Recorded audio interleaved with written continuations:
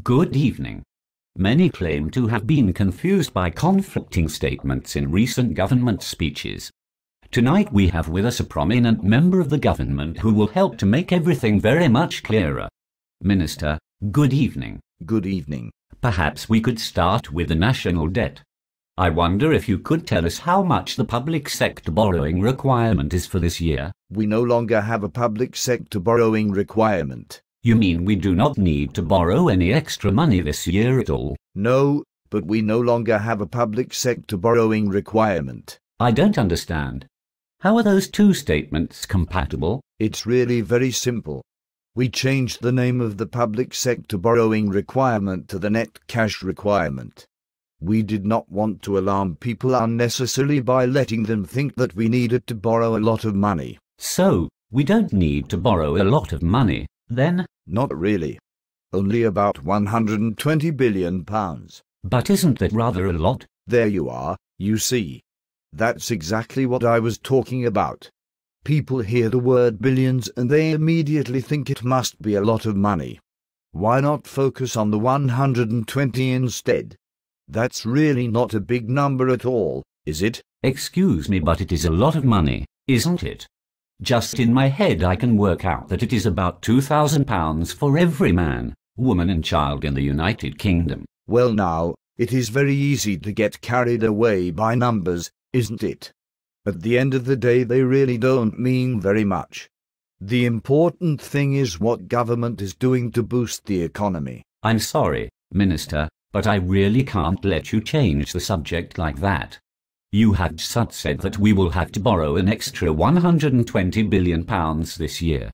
I put it to you that that's a great deal of money. Not really.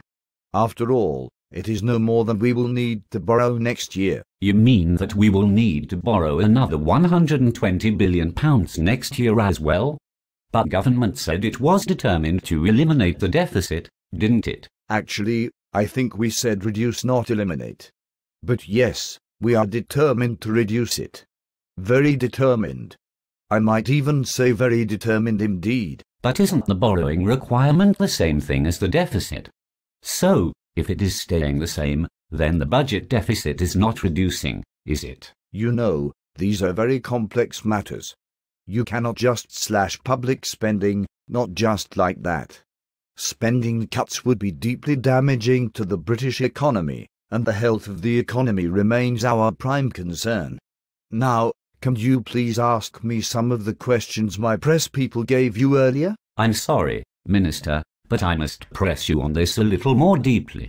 Why is it not possible to cut public spending? It is possible, and this government is determined to do it. Then let me ask the question differently.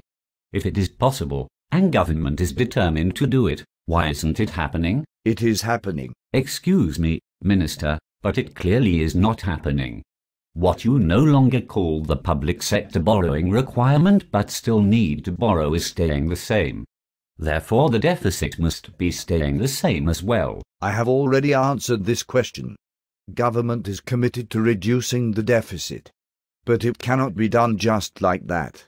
Not without serious damage to the British economy. You mean more damage than borrowing another £240 billion that we can't pay back? I think I have already answered this question. Let's not keep covering the same ground.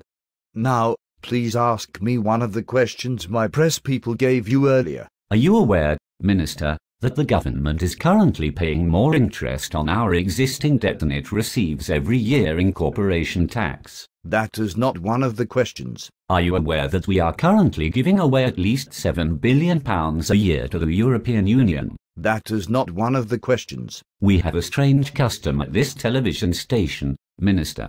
We ask questions we want politicians to answer, not the ones they want to be asked.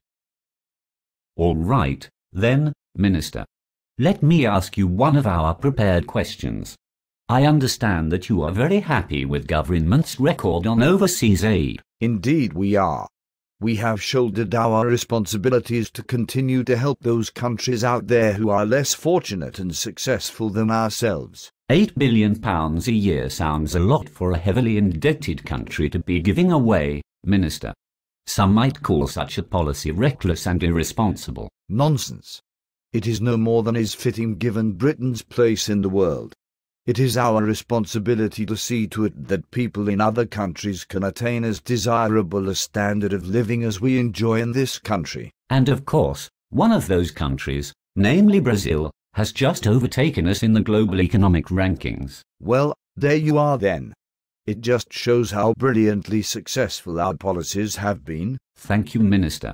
Sadly, we are out of time. Next week's program will be about government interference in broadcasting, and will be cancelled mysteriously at the last moment. Good night.